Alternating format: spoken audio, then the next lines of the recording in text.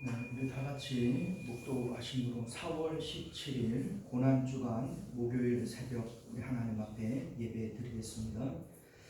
은혜로우시고 자비로우신 우리 주 하나님, 주님의 고난을 묵상하는 이 한 주간 우리 하나님 앞에 모여 예배합니다. 예배를 통하여 주님께서 십자가를 지신 이유, 또 그 죄의 저주가 무엇인지를 우리가 깨달아 알게 하시고, 오늘도 우리 마음이 하나님께로 올라가는 놀라운 역사가 있도록 은혜 베풀어 주옵소서. 모든 예배의 시종을 하나님 앞에 맡겨드리오며 거룩하신 우리 주 예수님 이름으로 간절히 기도드리옵나이다. 아멘. 우리 사도신경으로 예배를 신앙 고백드리겠습니다.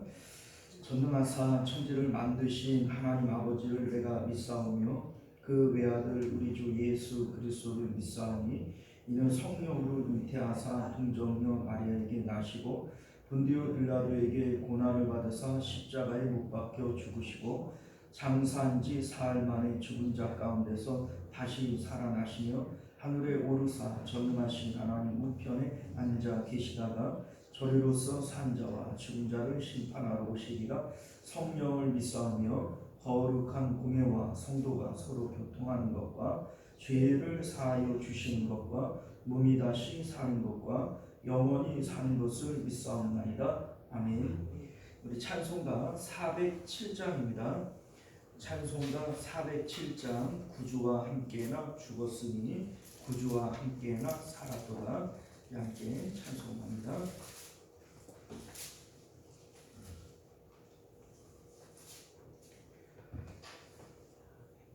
구주와 함께나 죽었으니 구주와 함께나 살았도다. 영광의 그날에 이르도록 언제나 주만 바라봅니다. 언제나 주는 날 살아나사 언제나 새 생명 주시나니 영광의 그날에 이르도록 언제나 주만 바라봅니다. 마음속에 시험을 받을 때와 무거운 근심이 있을 때에 주께서 그때도 같이 하사 언제나 나를 도와주시네. 언제나 주는 날 살아나사 언제나 새 생명 주시나니 영광의 그날에 이르도록 언제나 주만 바라봅니다. 뼈아픈 눈물을 흘릴 때와 쓰라린 마음으로 탄식할 때 주께서 그때도 같이 하사 언제나 나를 생각하시네. 언제나 주는 날 살아나사 언제나 새 생명 주시나니 영광의 그날에 이르도록 언제나 주만 바라봅니다. 내 몸의 약함을 아시는 주 못 고치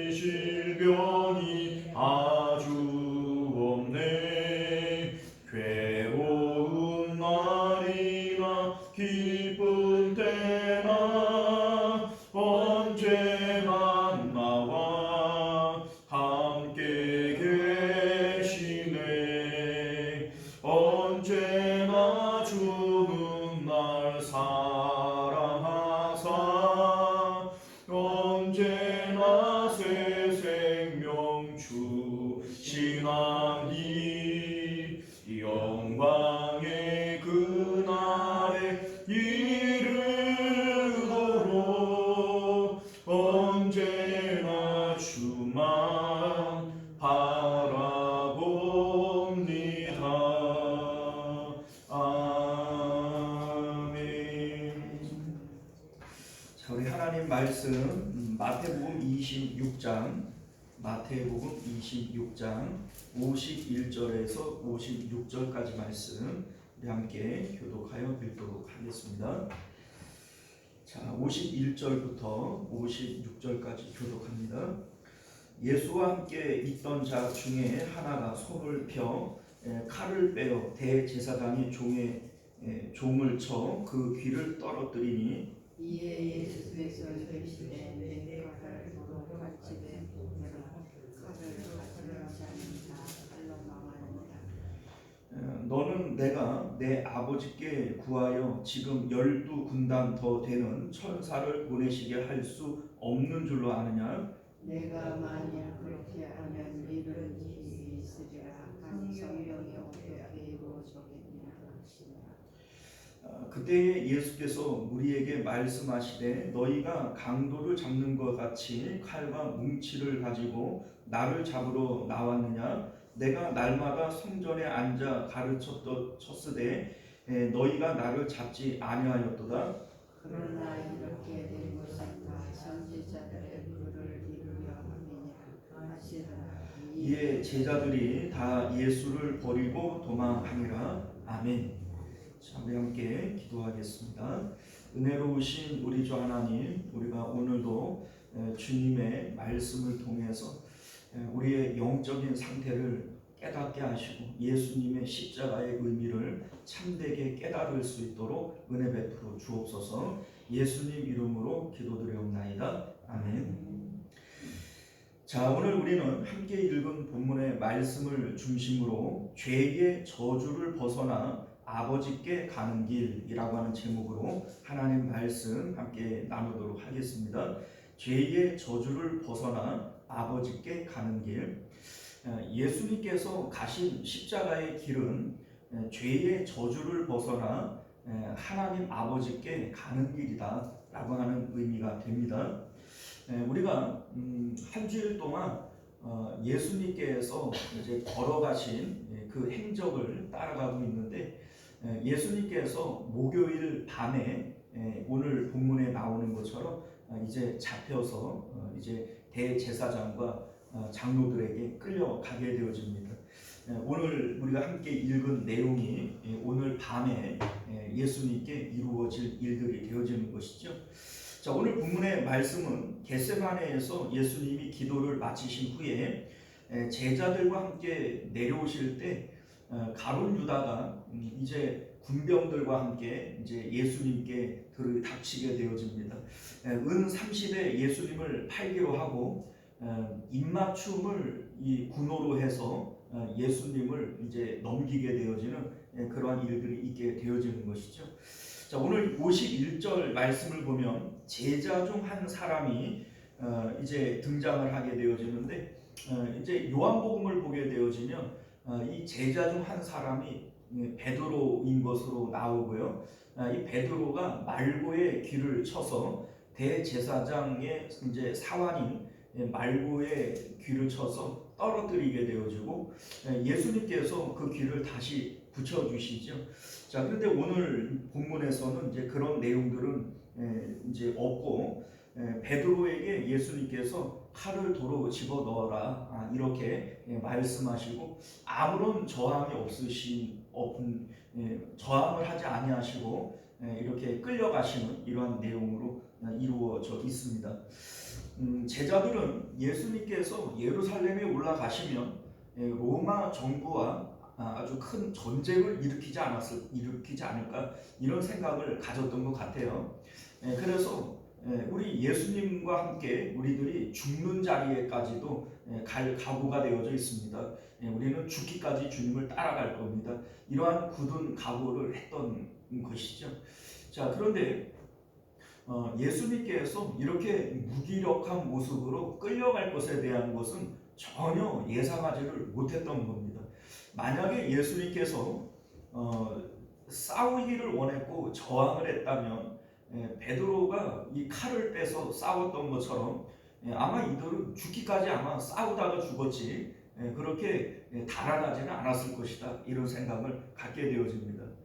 자, 그런데 이렇게 아무런 저항이 없이 무기력하게 끌려가는 예수님의 모습은 사실 우리는 뭐 이 내용을 알고 있으니까 뭐 그런가 보다 이렇게 생각을 하지만 평상시에 제자들이 보는 예수님의 모습과는 너무나도 다른 이런 생소한 모습이었다라고 하는 겁니다.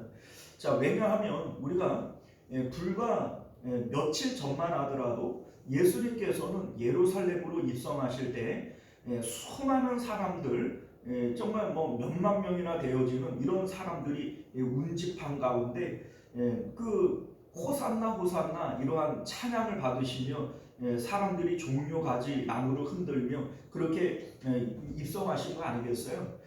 그리고 성전을 깨끗게 하실 때에도 얼마나 뭡니까 이제 그 전투적이세요. 그 이제 상을 막 엎으시고 노끈으로 채찍을 만드셔서 이제 그 짐승들을 다 내쫓으시고 백성의 뭐 장로들이나 대제사장이나 어느 누구 앞에서도 조금도 굽힘이 없이 오히려 그들을 호통치시는 이러한 모습들을 볼 때 아무런 저항 없이 이렇게 끌려가는 예수님의 모습이 오히려 더 생소하게 느껴진다는 것이죠. 바리새인들이나 사두개인들이나 이러한 종교 지도자들과 이렇게 논쟁을 벌이실 때에도 예수님은 조금도 굽힘이 없어요. 독사의 자식들아, 회치랑 무덤들아, 뭐 이런 얘기를 하면서 예수님께서는 이렇게 무기력하게 끌려가는 모습과는 전혀 뭐 연관이 없으신 이러한 모습의 예수님이셨다라고 하는 것이죠.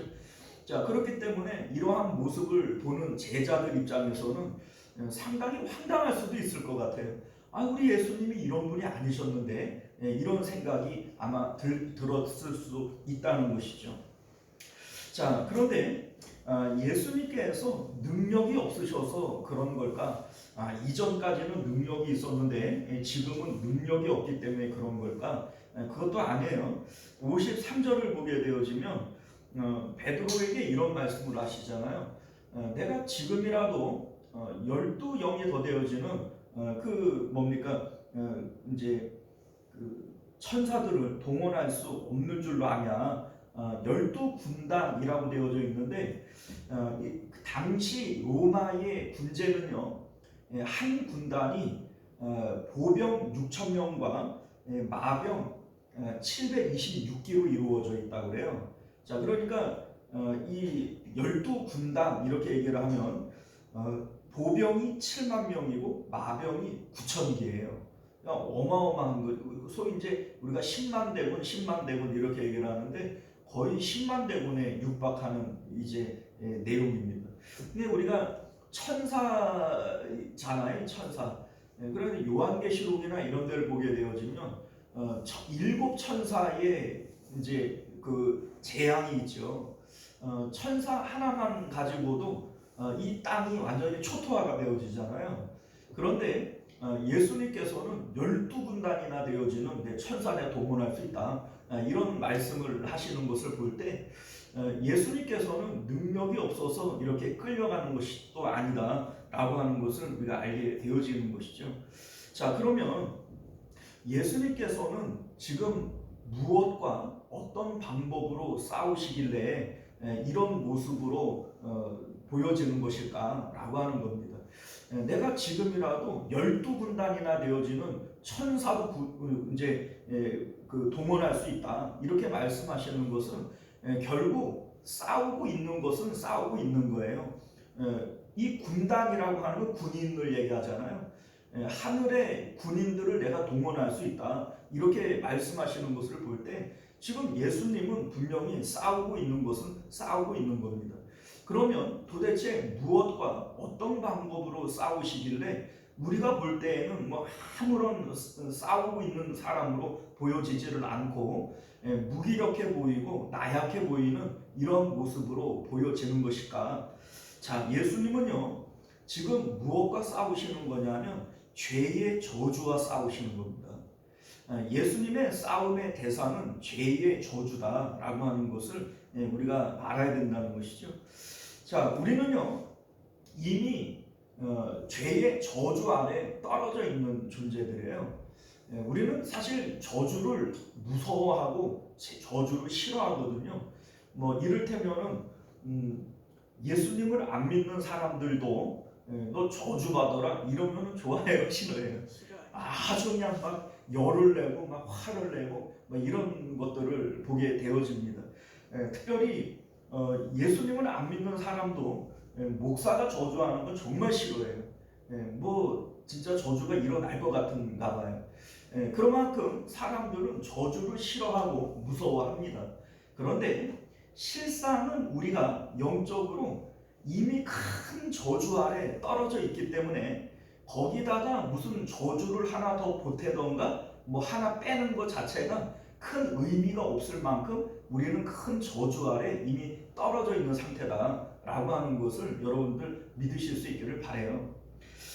이 죄의 저주가 뭐냐면 원래 하나님께서 사람을 영적인 존재로 만드셨어요. 사람은 육체인 존재가 아니라 영적인 존재이고 다만 이 영을 담아두는 그릇으로서 이 몸을 만드신 거예요. 자, 그러니까 사실은 몸이 중요한 것이 아니고 우리 안에 있는 영이 중요한 것이죠. 그래서 살리는 것은 영이니 육은 무익하니라.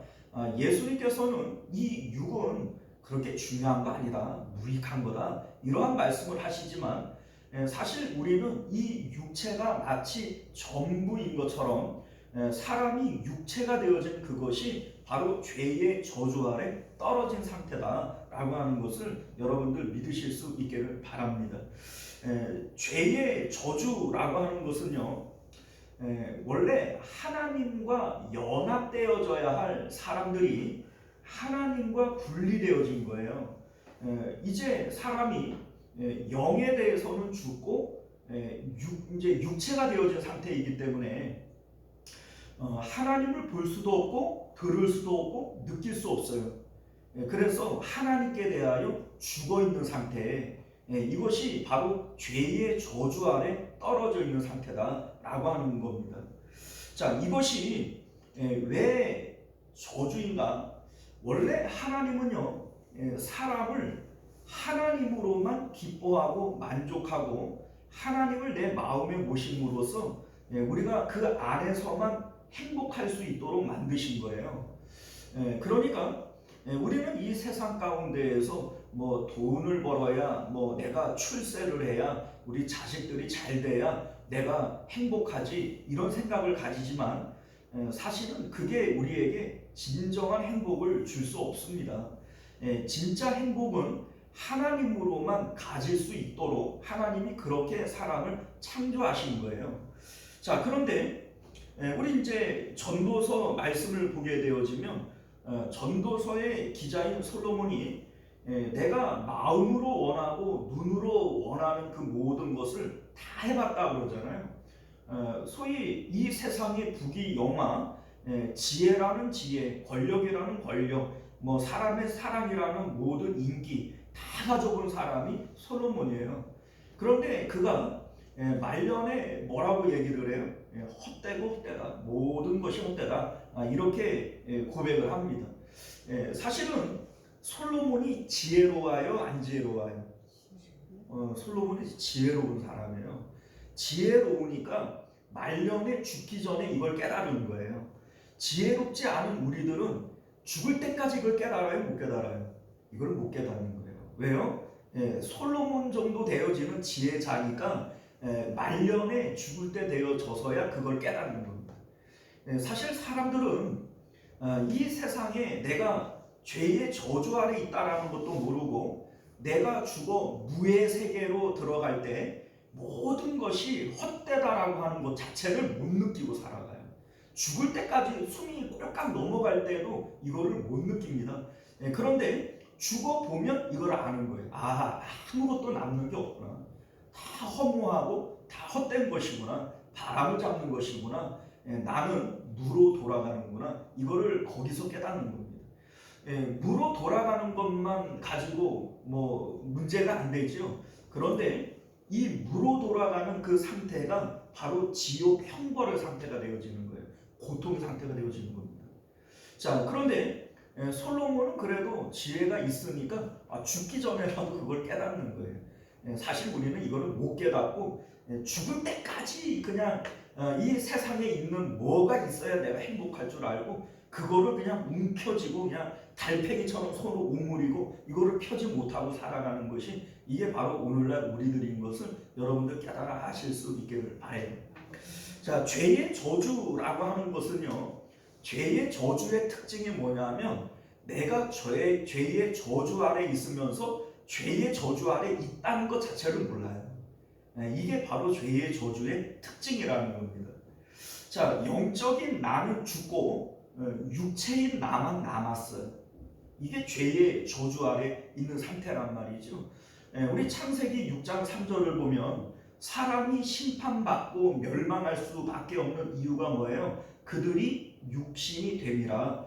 우리가 육체만 남게 되어진 이 상태가 심판받을 죄의 저주 아래의 상태란 말이죠. 하나님께서 선악과를 먹으면 정령 죽으리라고 말씀하셨고 그렇기 때문에 우리는 죽어있는 상태란 말이에요. 그런데 나는 내가 죽은 걸 알아요? 몰라요? 몰라요. 그러니까 이게 바로 죄의 저주 아래 있는 상태인 겁니다. 그 죄의 저주 아래 있어서 그 육체가 되어졌기 때문에 영적으로는 죽어있는 상태고 하나님께 대하여는 죽어있는 상태이지만 그것 자체를 몰라요. 깨닫지를 못하는 거예요. 그래서 뭐 나는 아무런 문제가 없는 것처럼 그렇게 살아가고 있는 사람들의 모습이 바로 죄의 저주 아래 있는 상태다라고 하는 것이죠. 사실 아담이 에덴 동산에서 마귀에게 이거를 속았던 거잖아요. 이거를 속고 에덴에서 쫓겨났을 때 아담은 이거를 깨달았어야 됐어요. 이제 내가 하나님을 볼 수 없고 느낄 수 없고 만질 수 없는 에덴 밖으로 쫓겨난 존재이구나. 이것을 깨달았을 때 아담은 에덴의 동쪽으로 가서 세상에서 기쁨을 찾으려고 했던 것이 아니라 하나님의 그 앞에서 에덴의 문 앞에서 울었어야 되는 거예요. 그러한 모습이 사실은 이 아담에게 나타났어야 되는 겁니다. 그런데 그런 모습이 안 나타나죠? 이게 바로 죄의 저주의 상태라는 겁니다. 마귀에게 속은 거죠. 마귀가 뭐라고 얘기를 했겠어요? 아담아 걱정하지 마. 에덴에서 쫓겨났다고 너 죽는 거 아니야. 이 세상에는 저 태양을 봐. 저 빛나는 쪽으로 가면 그곳에 너를 기쁘게 할 만한 것이 왜 없겠니? 얼마든지 이 세상에서도 기뻐할 수 있어. 이것이 바로 사단의 속임수이고 죄의 저주 아래 있는 우리들의 모습이라는 겁니다. 예수님께서 광야에서 40일 동안 금식하시며 사단에게 시험을 받을 때에도 사단은 이 똑같은 내용을 가지고 예수님을 시험했던 거예요. 먹고 사는 게 먼저지. 돌로 떡 만들어 먹어. 너 천하 만국을 내가 보여줄 테니까 이거 원하면 이거 내가 다 줄 수 있어. 하나님 그거 없어도 너 얼마든지 이 세상에서 기뻐할 수 있어. 아담을 속였던 이 마귀가 예수님에게도 똑같은 시험을 가지고 있는 것이고 오늘날 우리들에게도 똑같은 이 속임수를 쓰고 있는 거예요. 너 지금 마음이 공허하지? 마음에 기쁨이 없지? 그거는 돈이 없기 때문이고 건강이 없기 때문이고 자식들이 네 마음대로 안 되기 때문이야. 그래서 네가 지금 마음이 힘든 건데 그것만 잘 되면 얼마든지 너는 행복할 수 있어. 여러분들 이게 바로 마귀의 속임수인 것을 믿으실 수 있기를 바라요. 이게 바로 우리가 죄의 저주 아래 있는 상태인 것을 여러분들 믿으실 수 있기를 바랍니다. 자, 여러분들 예수님께서는 지금 그 죄의 저주와 싸우시는 거예요. 그렇기 때문에 이 죄의 저주는 칼 가지고 싸울 수 있는 것이 아니고 내가 저항한다고 해서 저항되어지는 것도 아닙니다. 하늘에 있는 12군단이나 되어지는 천사를 동원할 수 있지만 그것들 가지고도 이걸 해결할 수 있는 문제가 아니라는 거예요. 왜냐하면 이 죄의 저주는 영적인 존재인 우리가 육체가 되어지는 것이 바로 이게 죄의 저주인데 이거를 뭘로 해결을 하겠어요? 그래서 예수님께서 십자가를 통해서 이 죄의 저주와 싸우시는 것임을 믿으실 수 있기를 바랍니다. 예수님께서 아무런 저항이 없이 끌려가시는 것은 예수님은 지금 이 죄의 저주와 십자가라고 하는 십자가의 죽음이라고 하는 것을 통해서 싸우고 계시는 거예요. 예수님에게 있어서 이 십자가는 결과가 아니라 과정일 뿐입니다. 사람들이 볼 때에는 십자가는 죽음이고 아이고 죽으면 끝났네, 죽으면 끝나네 이렇게 생각을 하지만 예수님에게 있어서 십자가는 아버지께로 가기 위한 죄의 저주와 싸워 승리하고 아버지께로 가기 위한 과정일 뿐인 것이지 이게 결코 결과가 아니라는 것이죠. 자, 여러분들 예수님의 마음은 지금 어떤 마음이냐면 이런 거예요. 하나님 아버지, 지금 나는 죄의 저주 가운데 떨어져 있습니다. 하나님과 분리되어지고 하나님을 느낄 수 없고 만질 수 없음에 내 마음은 허무하고 지금 무로 돌아갑니다. 내가 지금 이것을 이 죄의 저주 아래 나보고 하나님께서 살라고 하신다면 차라리 나는 죽겠습니다. 나는 이렇게는 살 수 없습니다. 이게 바로 예수님께서 십자가를 지시는 마음이라는 겁니다. 자, 예수님께서 갈보리 언덕으로 십자가를 지고 올라가실 때 예루살렘 여자들이 따라가며 울고 불고 난리를 칩니다. 예수님의 모습을 볼 때 이 여자들의 입장에서는 그건 틀림없는 저주예요. 밤새도록 그 군인들에게 끌려다니며 채찍에 맞으시고 가시관에 쓰시고 얼마나 고초를 당하셨겠어요. 그러면서 비틀비틀거리며 십자가를 지고 골고다 언덕으로 올라가는 예수님을 바라볼 때 이 여자들의 입장에서는 너무 불쌍한 거예요. 아이고 우리 예수님 너무 불쌍하다. 그런데 예수님 뭐라고 말씀하시죠? 너희들 나를 위해서 울지 말고 너희와 너희 자녀들을 위해서 울어라. 무슨 얘기입니까? 내가 불쌍한 거예요? 너희들이 불쌍한 거예요? 나는 지금 이 십자가를 통해서 죄의 저주를 벗어나 아버지께로 올라갈 거예요. 그러니 나는 이 과정인 것이지 이 결과가 아니기 때문에 내가 불쌍한 존재가 아닙니다. 그런데 이 예루살렘 여자들은 여전히 죄의 저주 아래 있는 거예요. 그 인생 끝에는 결국 멸망이 있는 것이고 저 지옥 형벌이 기다리고 있는 겁니다. 그러니 예수님께서는 너희들 나를 위해서 울 필요 없다. 나는 지금 불쌍한 존재가 아니고 내가 볼 때는 너희들이 불쌍한 것이다. 이렇게 말씀하시는 것임을 믿으실 수 있기를 바라요. 그런데 여러분들 예루살렘 여자들도 이거를 못 깨닫기 때문에 예수님 불쌍하다고 우는 것이고 오늘날 우리들도 여전히 이 죄의 저주가 무엇인지를 깨닫지를 못하고 있는 거예요.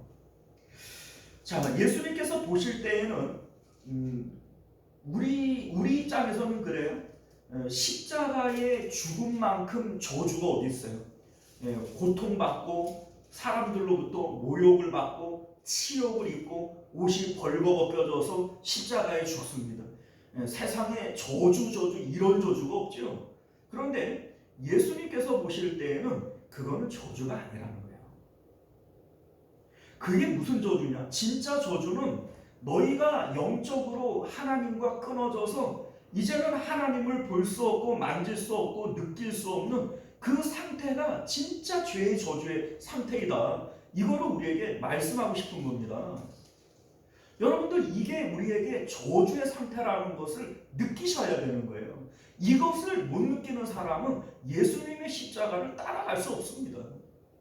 예수님께서 왜 십자가를 지셔야만 했고 예수님의 십자가의 의미가 무엇인지를 모르는데 무슨 예수님을 믿고 뭐 십자가를 지고 나를 따라오라. 내가 주님 십자가를 지고 주님 따라갑니다. 십자가가 뭔지를 모르는데 뭘 어떻게 따라갈 거예요?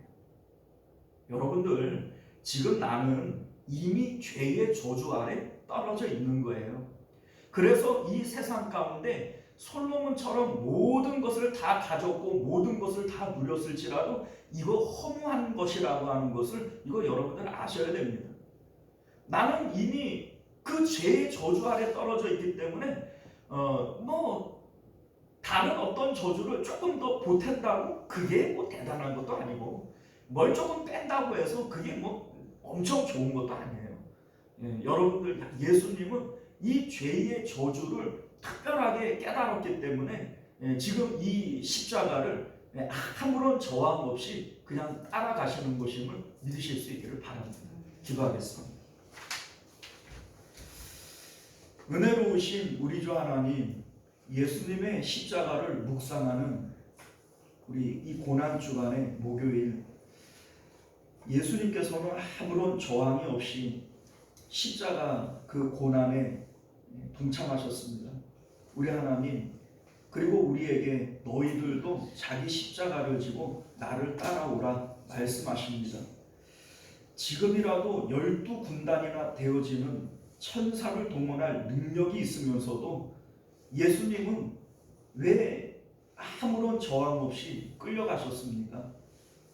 이미 죄의 저주 아래 있는 그 상태가 십자가의 그 저주보다 더 큰 것임을 주님께서는 알고 계셨기에 차라리 그 십자가를 통해서 죄의 저주를 벗어나 아버지께로 가는 그 길을 선택하는 것이 예수님께서 십자가를 지신 이유인 것을 깨닫게 하여 주옵소서. 우리에게도 자기 십자가 지고 나 따라오라 말씀하시는데 내가 죄의 저주 아래 있는 비참한 상태인 것을 알지 못하는 우리들이 어떻게 주님 십자가를 지고 따라가겠습니까? 우리 하나님, 내가 정말 처절하게 곤고한 그러한 죄의 저주 아래 있는 존재인 것을 철저히 깨달을 수 있는 그러한 한 주가 되어지도록 은혜 베풀어 주옵소서. 거룩하신 예수님 이름으로 간절히 기도드리옵나이다. 아멘. 우리 주기도문으로 예배를 마칩니다. 하늘에 계신 우리 아버지여, 이름이 거룩히 여김을 받으시오며 나라가 임하시오며 뜻이 하늘에서 이루어진 것 같이 땅에서도 이루어지이다. 오늘 우리에게 일용할 양식을 주시옵고 우리가 우리에게 죄 지은 자를 사하여 준 것 같이 우리 죄를 사하여 주시옵고 우리를 시험에 들게 하지 마시옵고 다만 악에서 구하시옵소서. 나라와 권세와 영광이 아버지께 영원히 있사옵나이다. 아멘. 자, 우리 계속해서 함께 기도하실 때 먼저는 말씀을 기억하시며 기도하실 수 있기를 바랍니다. 하나님, 나는 깨닫고 있지를 못하기에 내가 죄의 저주 아래에 있다는 것 자체를 모르고 살아갑니다. 그러나 우리가 예수님을 통하여 복음을 통하여 깨닫는 것은 나도 죄의 저주 아래에 있기에 예수님께서 가신 그 십자가를 통해서 하나님께로 올라가야 되는 존재인 것을 깨닫게 하여 주옵소서. 함께 기도하실 수 있기를 바라겠고요.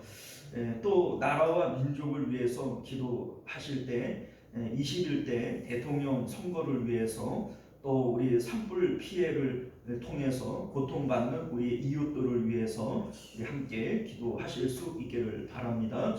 또 교회를 위해서 기도하실 때 교회의 부흥과 또 우리 성도님들의 생업과 또 건강을 위해서 기도해 주시기를 부탁드리겠습니다. 우리 주여 한번 외치고 기도하겠습니다. 주여, 은혜로우신 우리 주 하나님, 우리가 오늘도 주님 앞에 나와